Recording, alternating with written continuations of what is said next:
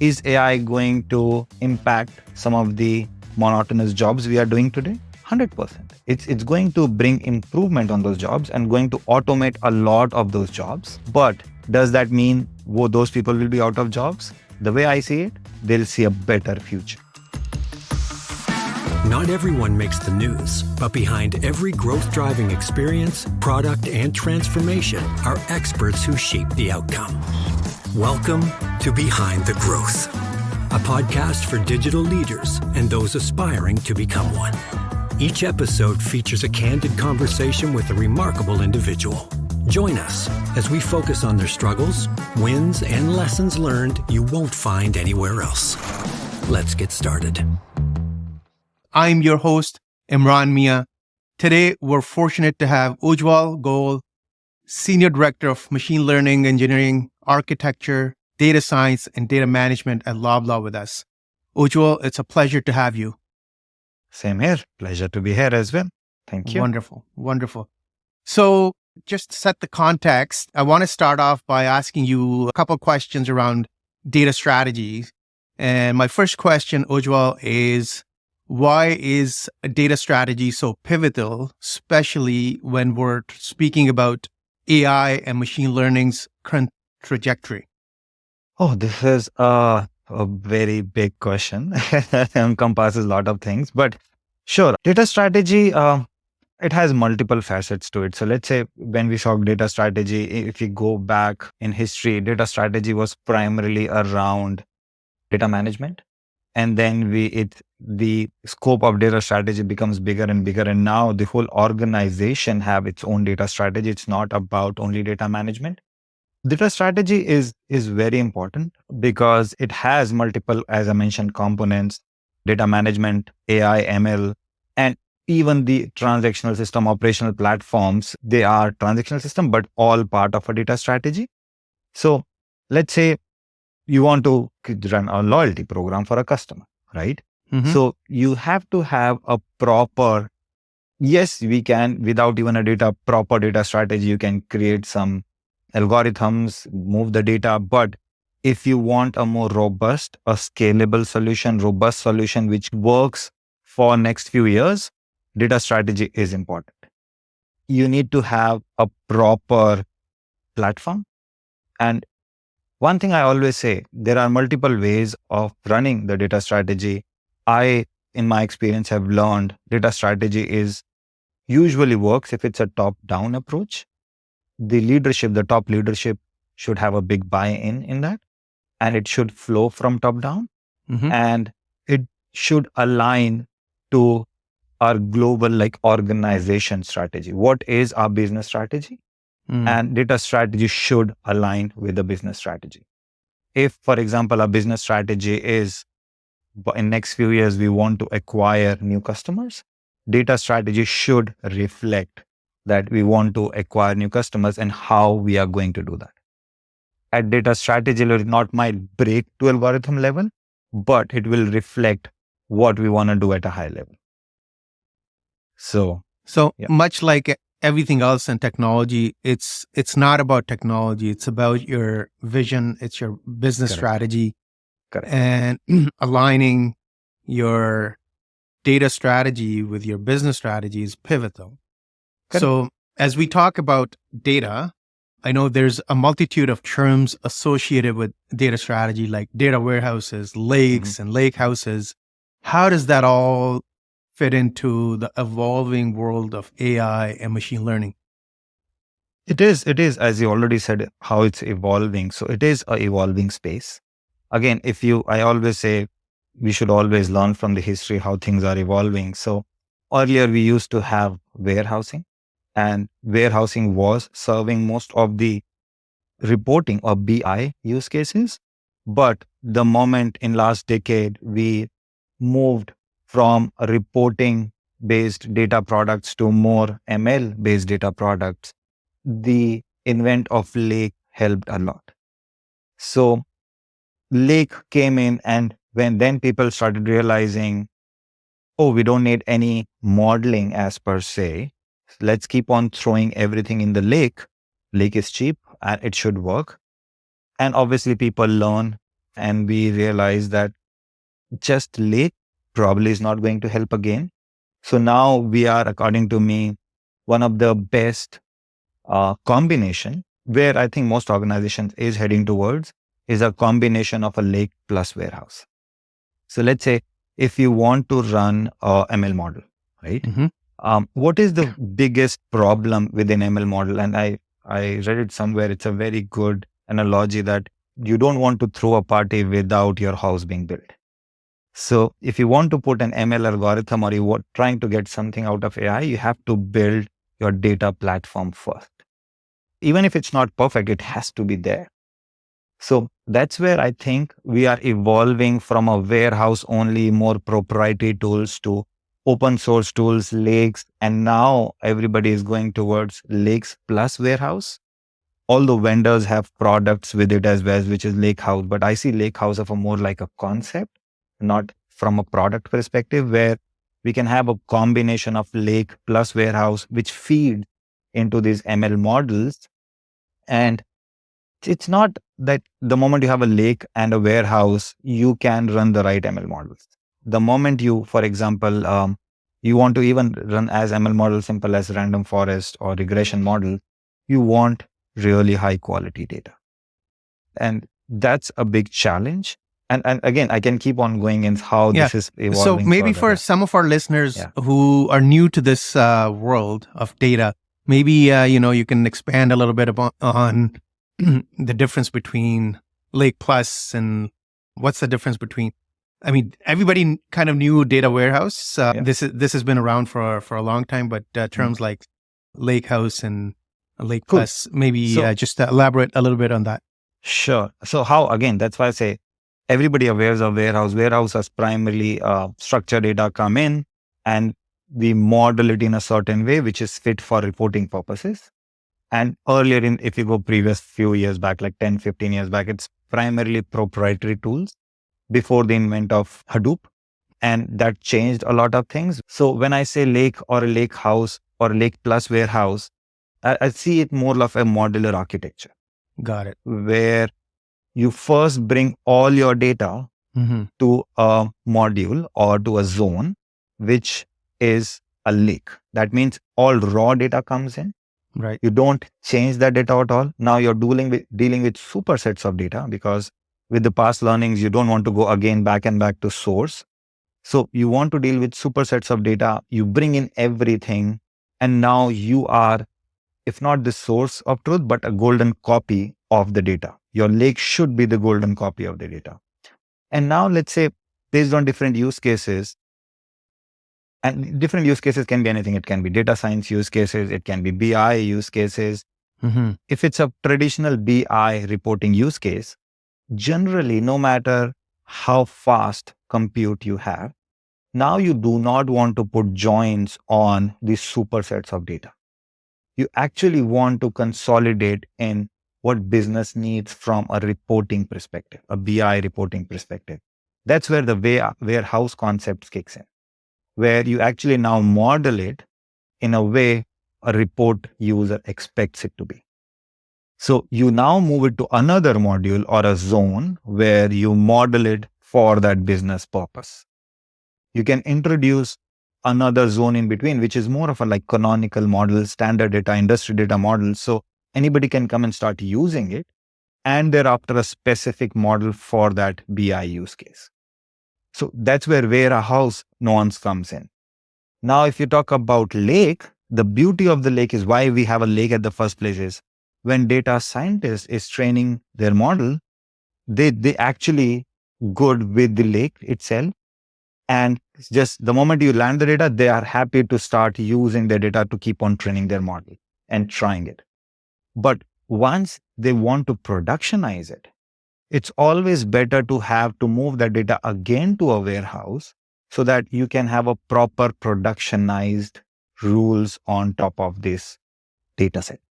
Right. So you can create the right model for them where you can govern it. It has right quality where, and that's where even data contracts jump in, because now you want to maintain whether in the promise was JSON and the CSV file is not come.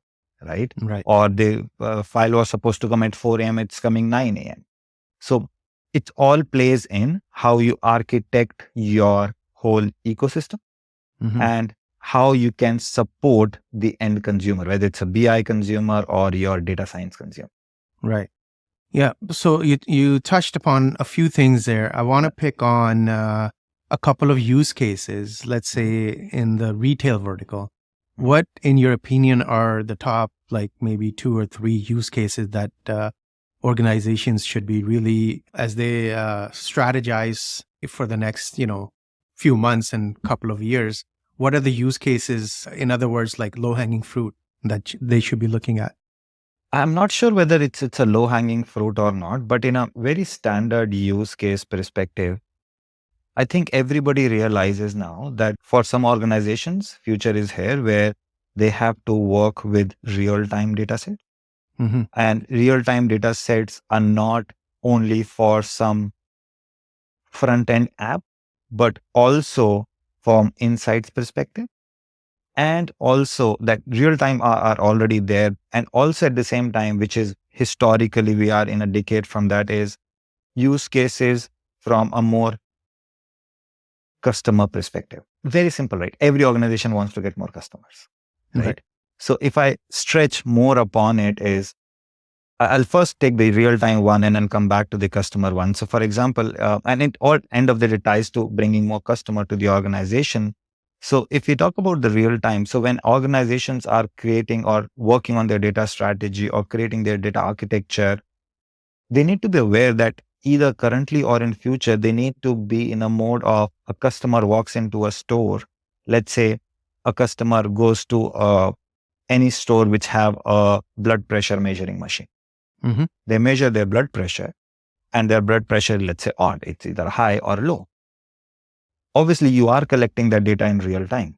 What you want, you, even if you don't want to sell anything to that customer, but at Yeah. least you prefer that before that customer moves out of your store, Mm. he or she should have the right analytics or insights on his or her app based on the reading he just took. Right.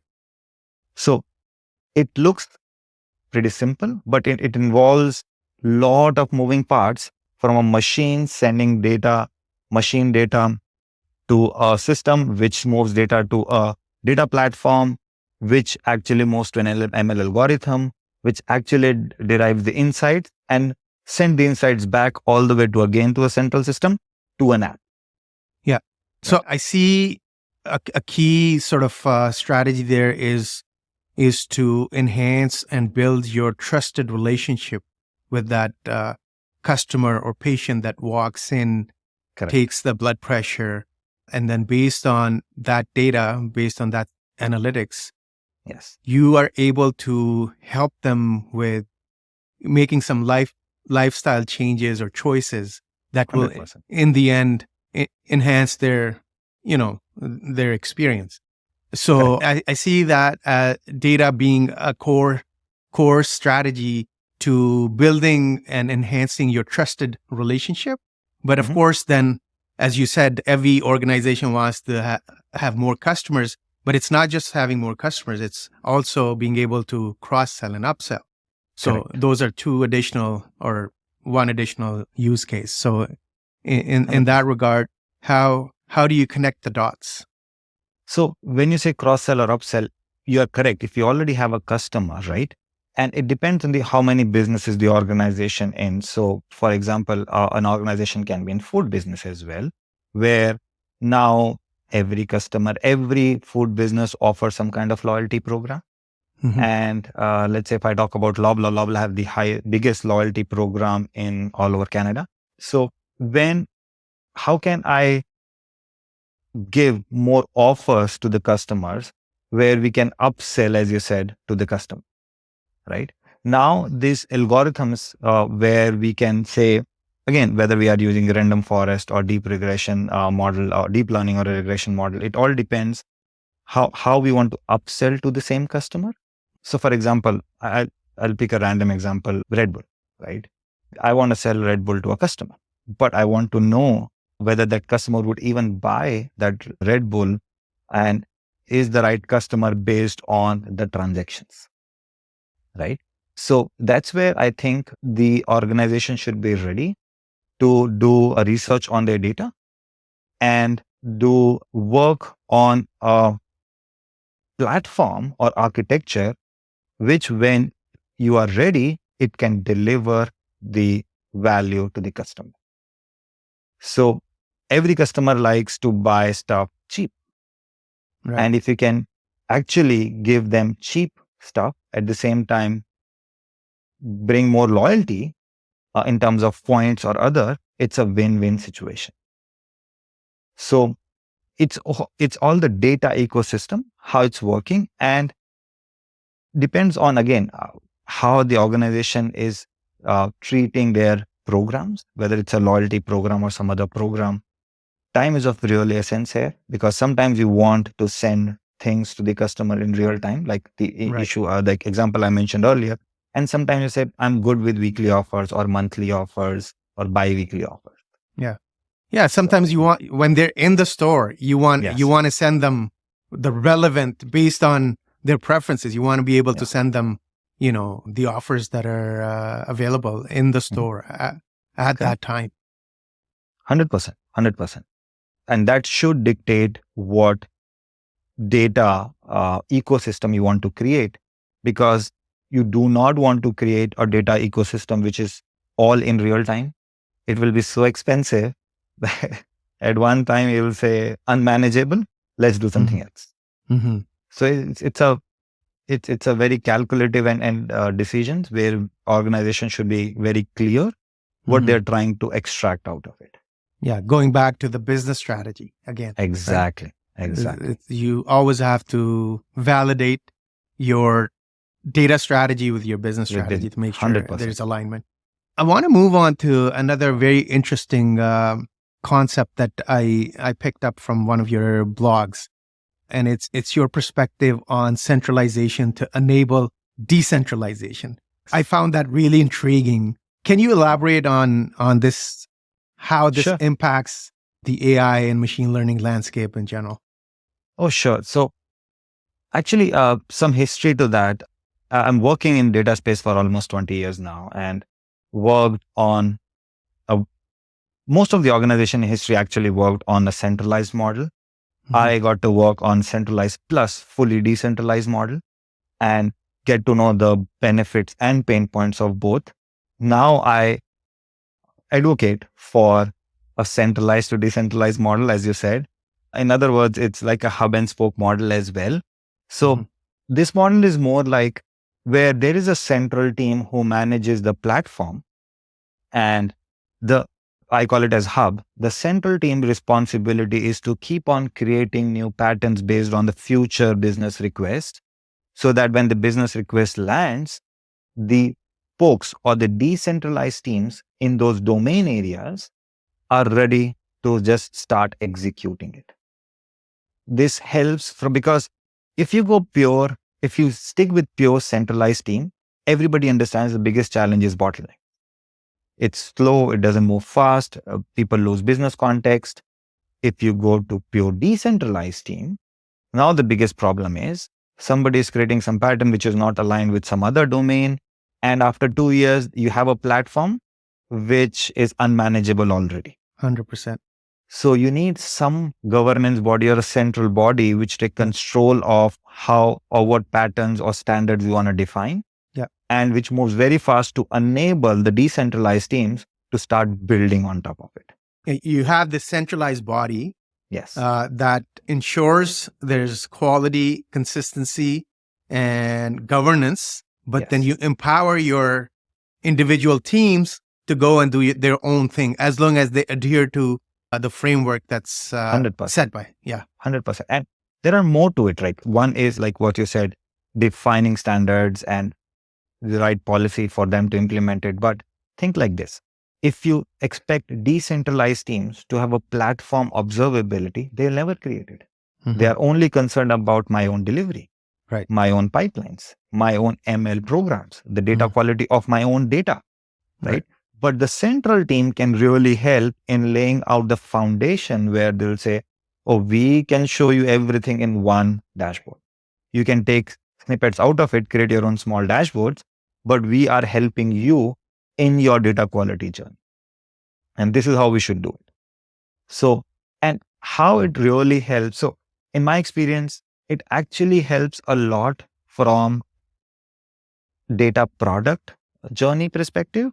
So, when we decentralize, and decentralize is not just creating pipelines, right? The moment you decentralize, we, for example, a data engineer creates a pipeline, works in the same team where ML engineer is sitting and can take that pipeline with that ML engineer or data scientist and convert it or feed it into, let's say, their deep regression or their regression model, right? Or random forest model. Now the whole team in a domain can talk to each other and keep on working on it until is finalized. So that in the decentralized model, the domain is owning the whole delivery. It's so we are building the context. So it's not just coming and creating pipelines. It's everybody knows the context, what we are trying to achieve as a team. And according to me, I think that moves really fast. It cuts the confusion between I created the pipeline, you know now what you want to do. And it's continuous back and forth between a data scientist and a data engineer where the data quality is bad. I don't know what's going on. Yesterday it was this. So that way I say centralized to decentralized, it really helps accelerate the delivery process And scalability. 100%, 100%, and brings ownership as well. Right. So I think that's the best scalable model. And obviously it's still evolving. Every model have their pros and cons, but I think in among all, according to me, hub and spoke or centralized to decentralized works the best. Yeah. Also, I think as AI and machine learning become more intricate, the adaptability is it's sort of like of the flux, right? Constant flux. There's so much change. And once you centralize the governance and the manageability of it, I think it becomes more sort of quality oriented, more scale, allows you to scale more rapidly 100%. and deploy more. 100%. And for example, I say this, that people are now use that we are in a data mesh architecture. I think, yes, conceptually, our organization wants to go there. The biggest challenge I see there is if you want to go traditional data mesh architecture, it's according to me more an organization driven approach, not a tool or a technology. For example, you might have heard Fabric as well. Fabric is more technology oriented. Mesh is more how you operate. Mhm. And the biggest challenge with mesh, and that's why I think hub and spoke or centralized to decentralized is more in the middle of both, is if you totally work in silo in your own domain or a vertical and you do not talk to other domain and a vertical, you end up landing in a position where everybody is working in a silo. Everybody have their own data platform. So now the organization have multiple data platforms. So, and we go back in 20 years back actually, where my sales number are different from your sales number. Right. And my customers are different from your customers. And now we again come back to, okay, bring MDM, bring customer data management or something where we can centralize everything again. So based on my experiences, that's why I believe hub and spoke or centralized to decentralized is the best approach. That brings me to my next question. Since we're talking about governance, for example, Mhm. we hear about responsible AI. So, as organizations look at different use cases and leveraging the power of AI, how do you ensure that responsible AI is factored into your overall strategy?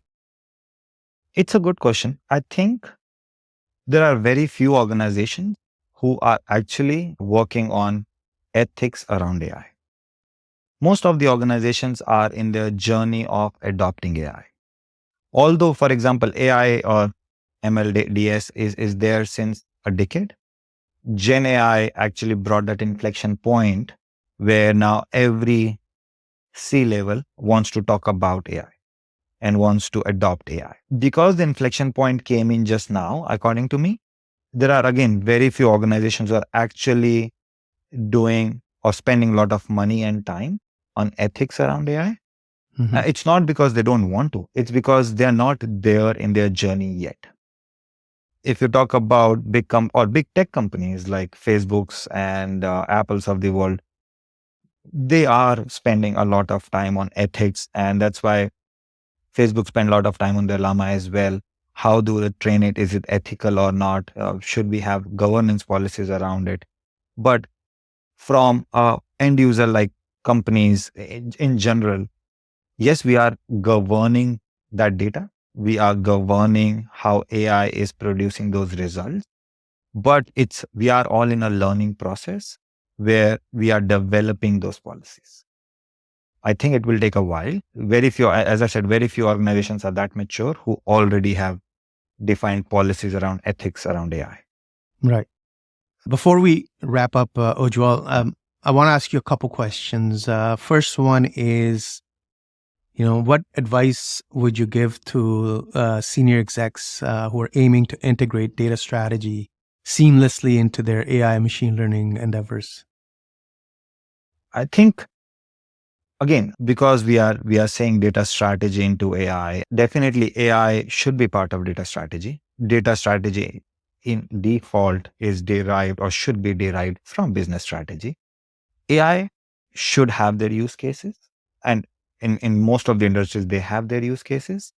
And when defining a data strategy, all the executives should know that they cannot, again, same example, they cannot throw a party without the house. So Yes. house should be there, your data management platform should be there.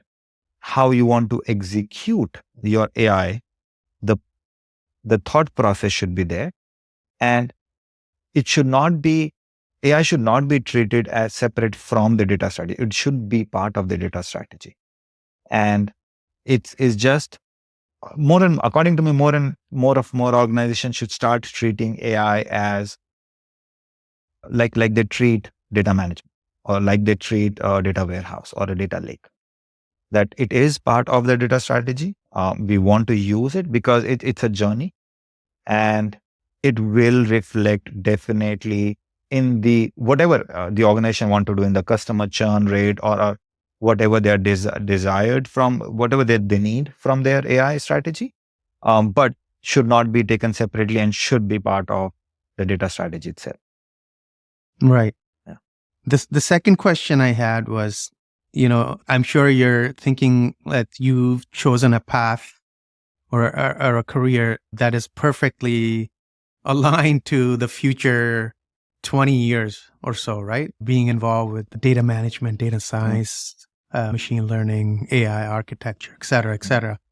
For those of us who are sort of in different areas of IT, in different areas of business, what advice would you give them to make sure they remain employable? How do they upgrade themselves to make sure they don't get affected by this revolution? I'll take 2-3 minutes to explain this. I said it in one of the conferences I was speaking at as well, is when computers came in back in 1980s, everybody thought we are going to lose our job. Yeah.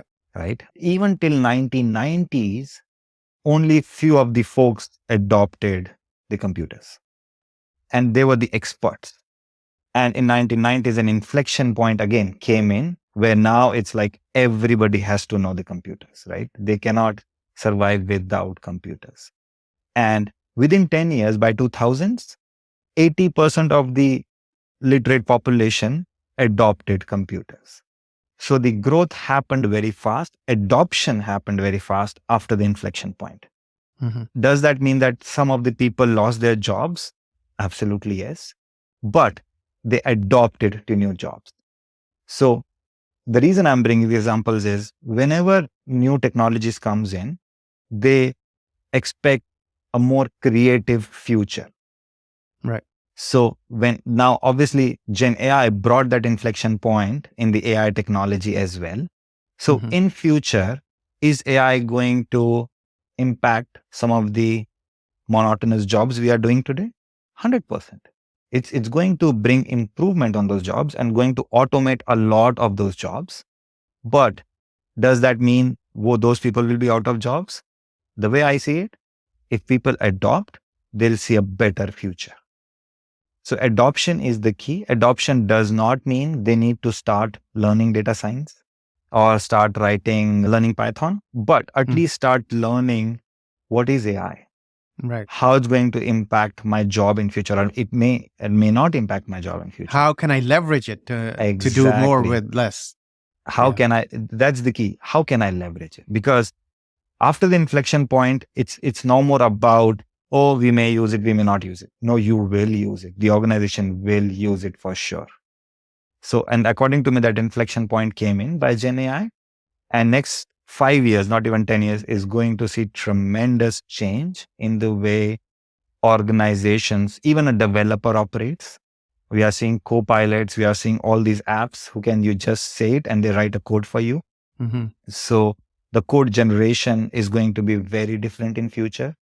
So I think it's all how we leverage technology and not shy away from it. 100%. So the sooner you embrace it, the better it would be. 100%. Well, thank you so much, Ujjwal. It's been truly enlightening. Thanks for offering such invaluable insights into data strategies' role in AI and machine learning. I think 30 minutes is not enough to talk about this, but I appreciate you taking the time to join us. I appreciate as well. Thanks for having me. I really enjoyed the discussion. Wonderful. And to our esteemed listeners, thank you for joining us. We hope this episode enriched your understanding of symbiosis between data strategy, AI, and machine learning. Stay tuned for more insights on Behind the Growth. Take care for now. Thanks for listening to Behind the Growth. If you enjoyed this episode, make sure to follow along on Apple, Spotify, or your favorite podcast app. This podcast is brought to you by Mobile Live, a team of digital experts specializing in designing experiences, building products, and scaling technology. For more episodes of Behind the Growth, please visit mobilelive.ca/podcast.